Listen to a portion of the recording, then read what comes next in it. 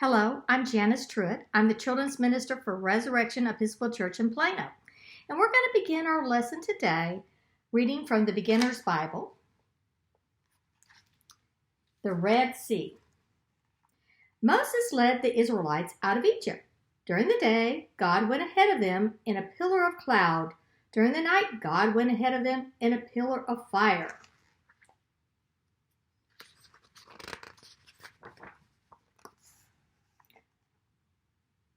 God led the Israelites to the edge of the sea. Pharaoh and his armies were close behind. The Israelites did not know what to do. They screamed, "We are trapped. What have you done to us, Moses?" Moses said, "Do not be afraid. God will protect us." God's cloud came between them and the Israelites and Pharaoh's army. They could not see anything.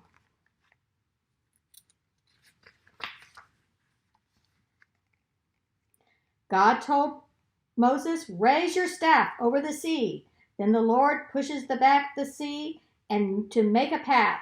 Moses and the Israelites followed the path through the sea and to the other side, but Pharaoh's armies followed behind.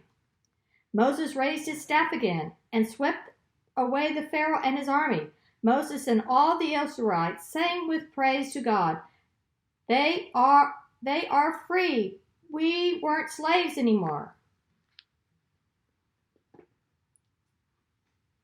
So that's an important story of God protecting the Israelites again. And it was quite a very interesting story of the sea actually dividing. So today we're going to create a craft that will help us to remember that story. For the young children, I have a version that is a little more simple. And of course, theirs will not look like this.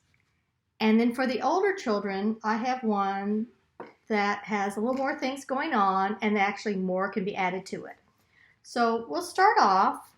For the young children, you actually start off with some construction paper, and what you're going to do is you're going to cut the blue in half for the ocean, for the sea actually.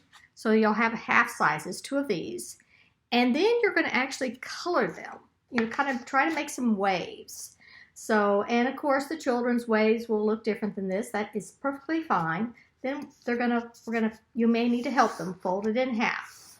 So with that, then you will actually use some glue to glue it to the sand. You're going to actually glue it down so that you have the kind of effect of this where it's glued down.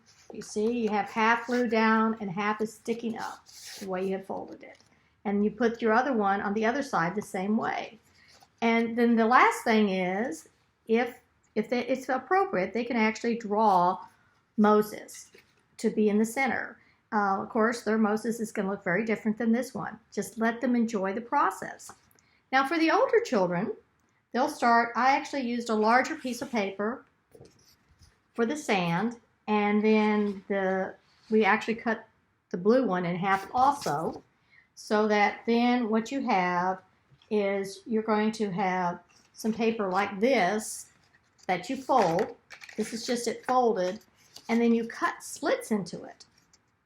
With the slits, I used a pencil that I kind of wrapped it around so that I ended up getting effects like this, like the ocean, you know, like waves. And I did both sides so that then I actually glued them down so that you have one for each side that you glue down. And you might want to use some tape to help hold it in place too. And then for your center, all you're doing actually to make Moses is you're just using a white piece of paper that you fold in half, but long ways. You kind of fold it like this. So you have this tint effect. And then you fold down the little edges.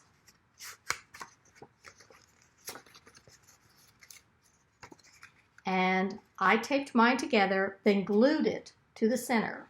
So that's why this sticks like this. Now, if you really want it to be more advanced, you could add more people and you could add sea creatures. Wouldn't that be fun? I hope you enjoyed this lesson today. I enjoyed being with you. Thank you.